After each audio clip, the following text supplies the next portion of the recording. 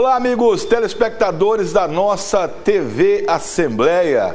Estamos iniciando mais uma edição do nosso programa Entrevista da Hora. Com a graça de Deus, com a sua audiência, dando sequência à nossa programação aqui na TV Assembleia, nesse período aí marcado por essa pandemia. No programa de hoje nós vamos conversar um pouquinho a respeito justamente do Covid-19, dos reflexos desse vírus, né, e da pandemia em diversos aspectos da sociedade. Vamos falar inclusive a respeito do sistema prisional aqui no estado de Mato Grosso e no Brasil, de uma maneira geral, com relação aos casos e contaminação nesses ambientes carcerários. E também vamos falar um pouco a respeito da violência doméstica, né? Para falar sobre esse e outros assuntos, estamos recebendo aqui mais uma vez a doutora Michele Marie, que sempre participa conosco, ela que é presidente da Abracrim, Associação Brasileira de Advogados e Advogadas do Brasil, advogados criminais, né? Tudo bem, doutora Michele? Seja bem-vinda. Olá, Narbal, uma satisfação estar aqui com vocês novamente. Hoje nós estamos separados, né, fazendo videoconferência, mas é um prazer sempre poder estar aqui participando desse programa. Doutora Michele, recentemente, através de notícias, né, que foram veiculadas aqui no estado e também no país, de uma certa preocupação, em alguns casos até mesmo de descaso, por conta da situação no sistema prisional em relação ao coronavírus. Como é que está a situação para a senhora que vê de fora, né? Como nós falamos aqui, e já anunciei para os telespectadores, a senhora como presidente da Abracrim aqui em Mato Grosso e também ouvidora da instituição a nível nacional. Quais são as denúncias ou informações diversas que estão chegando a respeito do Covid no ambiente prisional, doutora? Então, Narbal, o que acontece no sistema prisional é que as medidas que deveriam ter sido tomadas, elas demoraram muito, a forma com que foram tomados, cuidados necessários. Em todo o país, a Abracrim ingressou, né, nos estados com pedidos para que algumas pessoas que estão em regime, né, de prisão provisória, ou seja, ainda não tiveram as suas condenações, e alguns que estariam ali com direito de progressão de regime e algumas situações ali que a lei determina, que fossem colocados no mínimo em regime domiciliar. Essas pessoas que foram requeridas seriam as pessoas que estão cumprindo determinada pena ou presos provisoriamente, mas que seriam considerados grupo de risco também. E aí essas medidas não foram concedidas. Os advogados também acabaram ingressando com pedidos de seus clientes particulares, Defensoria Pública também fez um trabalho muito digno com isso, mas infelizmente não foi suficiente. Hoje, ontem saiu um novo boletim oficial da CESP, né, do CISPEM, que coloca hoje como 728 infectados no sistema prisional. Nacional? É um número altíssimo. Isso é nacional? Estadual. Estadual, a nível estadual. 700 casos. Estadual. 728 casos. 128 e 234 servidores também, porque os servidores também se contaminaram. Você veja bem, é um lugar mais propício à propagação do vírus. Afinal de contas, é pura aglomeração, não é? Uhum. A gente sabe que as penitenciárias, elas estão superlotadas, isso em todo o país. Então, o risco de contaminação é quase inevitável dentro dessa localidade. O que os advogados acabaram requerendo não é que simplesmente ninguém deixe de cumprir pena, não é isso, mas que as pessoas que tivessem risco, né, fossem consideradas com comorbidades, como falam, aquelas que realmente têm o risco de sobrevir uma morte em caso de contágio, fosse considerado tais circunstâncias para que fossem colocados em regime domiciliar. Me dá só uma parte, doutor, só uma parte, por favor.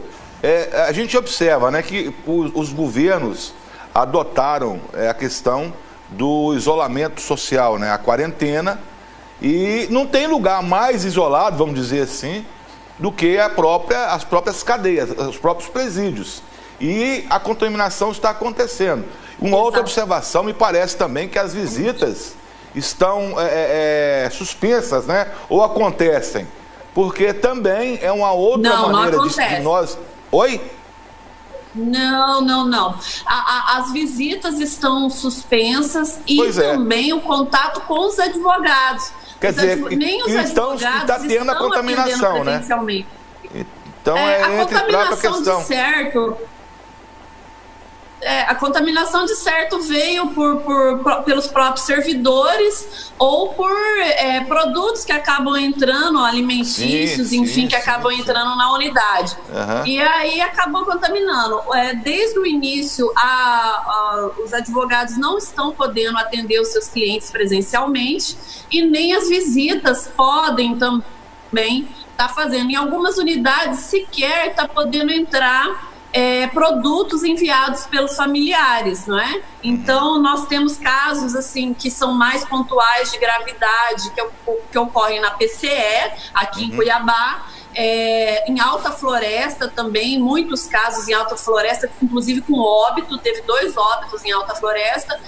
O que ocorre realmente é que a propagação do vírus, ele se deve aos servidores que têm a sua rotatividade de entrada e saída no local e por possíveis alimentos ou objetos que adentraram, mas a maioria das unidades também não estão recebendo sequer produtos de familiares, né? Que seja entregue produtos, roupas, alimentos, né?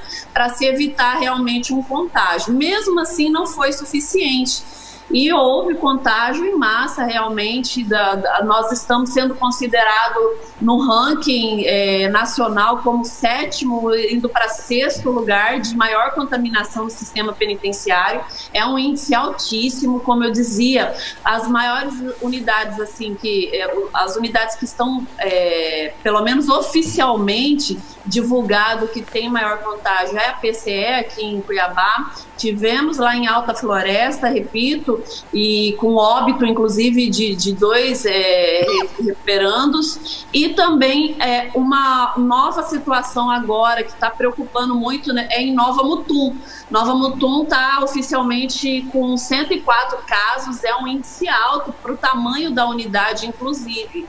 Então, demorou-se muito, desacreditou-se muito, eu acredito, que na potência da contaminação, e ela acabou aí gerando toda essa preocupação, esse transtorno. É bom falar, Narbal, o seguinte, muitas pessoas podem falar da seguinte forma: mas preso... A gente chegou a ler situações de que pessoas desejando que os presos fossem mesmo contaminados, né? Estão...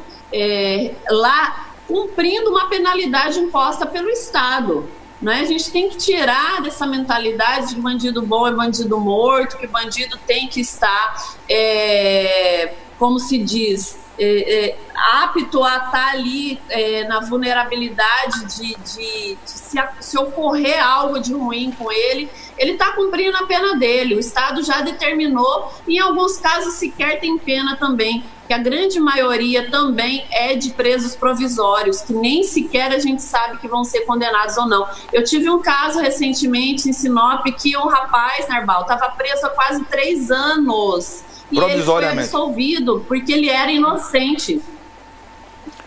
Doutora, então outra a sociedade precisa considerar essas questões. Eu queria só fazer mais uma observação para o telespectador, para a minha querida telespectadora, para o meu querido telespectador, que está dando às vezes um certo delay, às vezes algumas interferências no bate-papo aqui com a doutora Michele, mas é por conta da situação que nós estamos aqui nos adequando para continuar com a programação e às vezes dá uma queda aqui na internet, ela oscila um pouco e às vezes algumas interferências acontecem.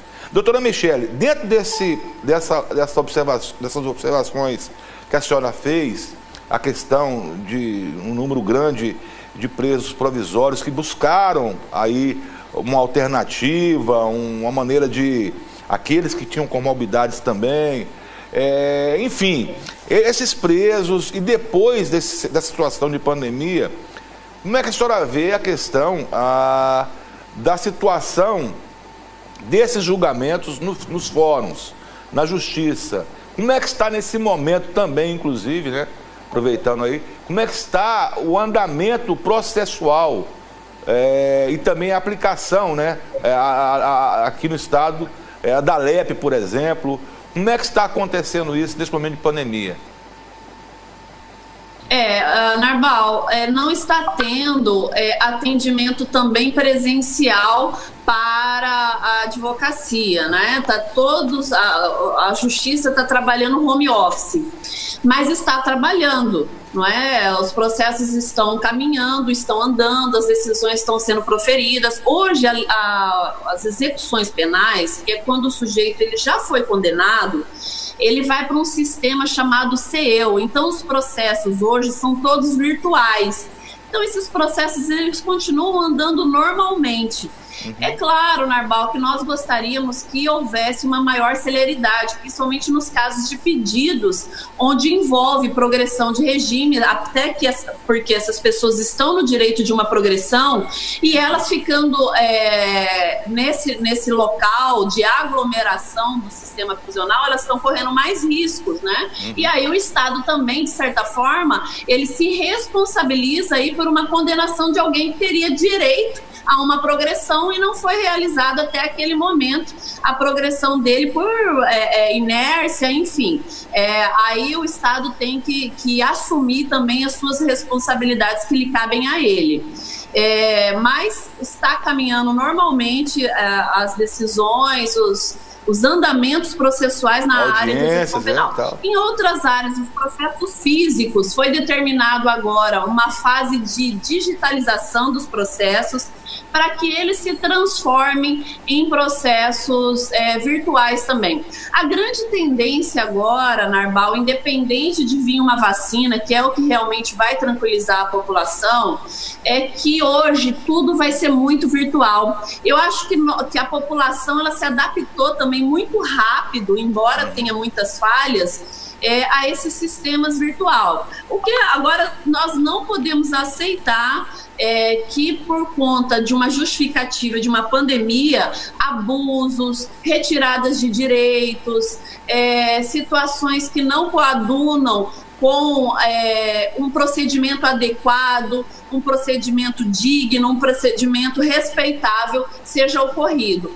Como, por exemplo, querem implementar o Tribunal do Júri virtual, oitiva de testemunhas de forma virtual. É complicado esse tipo de situação, é inconcebível, sabe, Narbal? Então a gente tem que ter muito cuidado com algumas implementações que não funcionam, não vão funcionar por videoconferência. Outras não, como a gente está vendo aqui. Nós estamos numa entrevista e ocorrem falhas. Agora você imagina num tribunal do júri, numa audiência, onde uma testemunha ela pode estar sendo até coagida a estar dando seu testemunho. Mas tem situações que não estão caminhando. Tem situações, desculpa interrompê-la, tem situações que realmente não adequam, né? Não tem como se suprir, por exemplo, com uma maneira virtual, determinados momentos do processo, até por conta das suas peculiaridades, né? Como a senhora falou agora, questão da testemunha, a sustentação, por exemplo, de uma defesa ou da própria acusação, né? O raciocínio que possa ser interrompido por conta, de repente, dessas falhas, né, que o sistema internet ainda está aí apresentando. Doutora Michele, nós adiantamos, acho, bastante aqui tivemos alguns problemas, né, por falar nisso, para nos conectar. Queria mais uma vez agradecer a paciência, a participação da senhora conosco aqui na TV. Sempre que a gente convida, a senhora está nos atendendo em assuntos pontuais, importantes para a sociedade como um todo. Mas antes de terminar, falamos aqui muito rapidamente a respeito da questão da situação do Covid no sistema prisional, mas que não poderíamos deixar esquecer. Nós estamos gravando essa live, essa entrevista aqui na TV Assembleia numa data interessante, né? Hoje, dia 7 de agosto, é uma data que nos remete à questão da Lei Maria da Penha, né? E a questão também da violência doméstica, né? E eu gostaria que a senhora comentasse com a gente, nesse finalzinho de programa, a senhora também que acompanha de perto esses números, que nos pudesse trazer aí alguma informação, o posicionamento da senhora, da Abracrim também, relacionado à questão dessa epidemia que está dentro da pandemia. Quando eu digo epidemia, é a epidemia da violência doméstica. Fala um pouco pra gente. Exatamente, Narbal. Hoje comemora 14 anos da Lei Maria da Penha. Ela é uma lei que ela veio realmente para proteger pessoas que estão em estado de vulnerabilidade. E sabe, Narbal, é bom que se diga que às vezes eu raciocino no seguinte sentido: 2020, como que em 2020 a gente ainda tem a quantidade de violência praticada contra a mulher, contra o idoso, contra o LGBT. Então, assim, quem trabalha realmente... Está travando um pouco esse estado de vulnerabilidade. A gente pensa que todas as mulheres têm essa independência de sair de casa, de se autodeterminarem, mas não tem, Narbal. E assim, durante esse período, eu, como advogada, fiz diversos atendimentos, inclusive de resgate de pessoas que estavam sendo mantidas em cárcere privado nesse período, de idosos também sendo maltratados, de crianças abusadas. O índice de violência sexual aumentou muito também.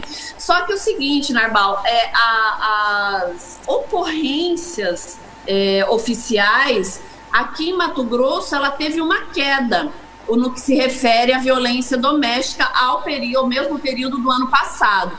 Mas o que estamos considerando, a polícia especializada da violência doméstica, enfim, a vara também de violência doméstica está considerando, é que, na verdade, não houve talvez uma queda, que seria muito bom se realmente essa queda fosse real, mas que esse impedimento das pessoas terem o acesso a estarem buscando a delegacia, a estarem buscando um auxílio, porque teve casos, por exemplo, de pessoas que o homem retirou o celular, todo tipo de comunicação da mulher durante esse período.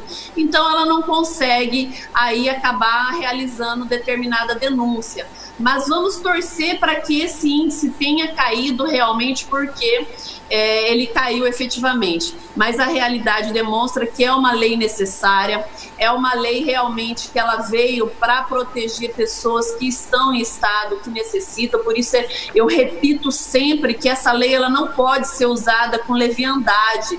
Ela não pode ser usada para vingança ou para coação também. Ela tem que ser utilizada realmente para aquele que está sofrendo o abuso psicológico, físico, patrimonial, inclusive, mas que seja realmente algo eficaz ali para combater e proteger essas pessoas. Então é necessário realmente que as pessoas tenham bastante consciência quando elas buscarem a aplicação desta lei. Doutora, tem um telefone, né? A senhora podia colocar para a gente o número aqui no estado, que as pessoas possam entrar em contato para denunciar ou para pedir ajuda? Tem um telefone? É o Disque 100, né? O Disque 100 é bem fácil, e aí eles já direcionam. Agora também, Narbal, teve um acréscimo na lei, a lei 14.022 de 2020, que trouxe também novas medidas, a Lei Maria da Penha, a possibilidade de fazer as denúncias, os boletins, através de forma virtual também. Mas, assim, na prática, Narbal, a gente sabe que boas intenções, a lei é uma lei bem elaborada, que está trazendo realmente proteção, mas a prática, muitas vezes a mulher não tem o acesso ao telefone, ela não tem acesso a uma internet, a um computador, então realmente é um período difícil, que eu espero que passe logo, não só pelo risco da saúde da população, mas pelo risco também dessas circunstâncias aí de abusos que ocorrem no seio familiar, que são traumáticos realmente. Doutora, eu vou fazer aqui já o nosso encerramento. Antes disso, gostaria de deixar aí os microfones e câmeras, né, abertos para que a senhora faça aí as considerações finais. E eu já me despeço agradecendo mais uma vez a participação da senhora aqui conosco.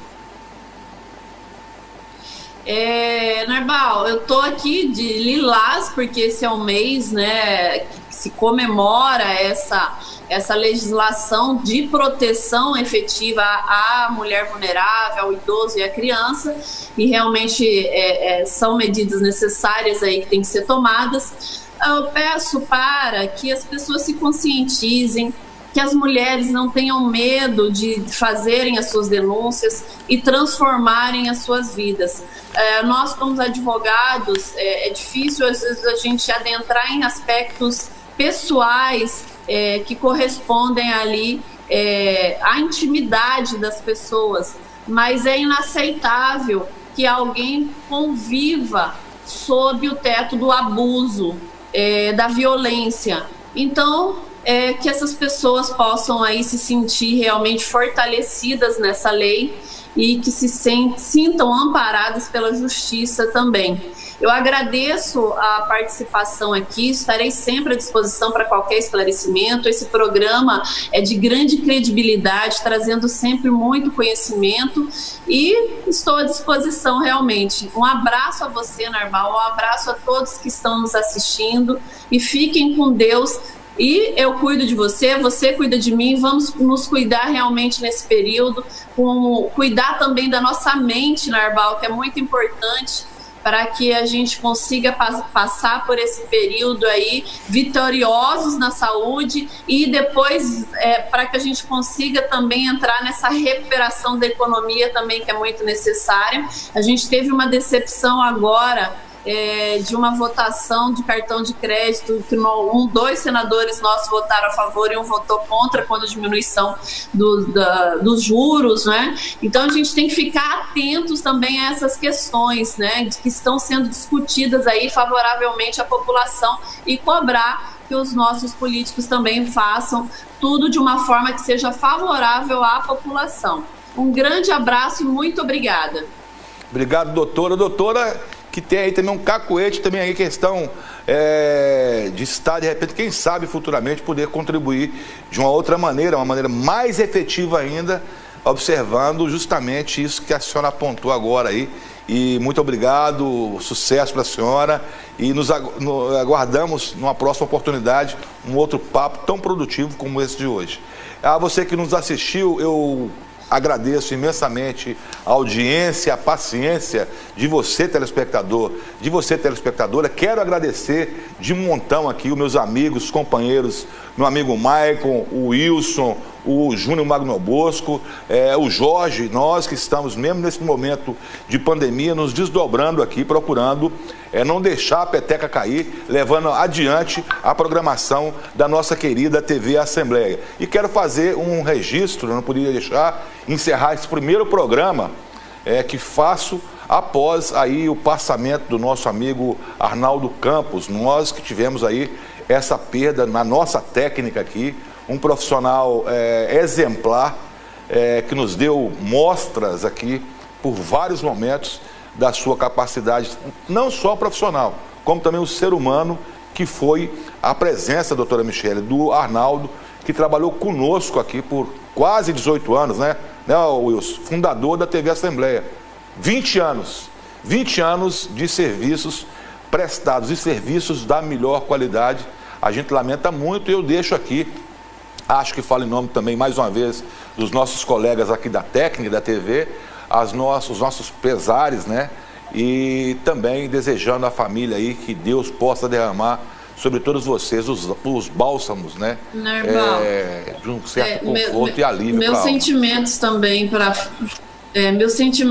para os familiares, e lembrando também a todas as pessoas que nesses períodos estão enlutadas, perderam familiares, não só com o vírus, mas nós sabemos aí que aconteceram várias perdas nas famílias aí, pessoas que não puderam se despedir da maneira com que gostariam de seus familiares. Nossos sentimentos aqui também, e muita força nesse momento aí para seguirmos aí com a vida que nos resta ainda. É isso aí. Bom, eu faço minhas palavras da doutora Michele, encerro agora dessa vez definitivamente. O Wilson já está coçando a cabeça ali. Na sequência, mais programação, outros programas. Nos encontramos em breve numa próxima oportunidade. Fiquem todos com Deus e eu volto a qualquer momento com mais informações aqui na nossa TV Assembleia. Até lá!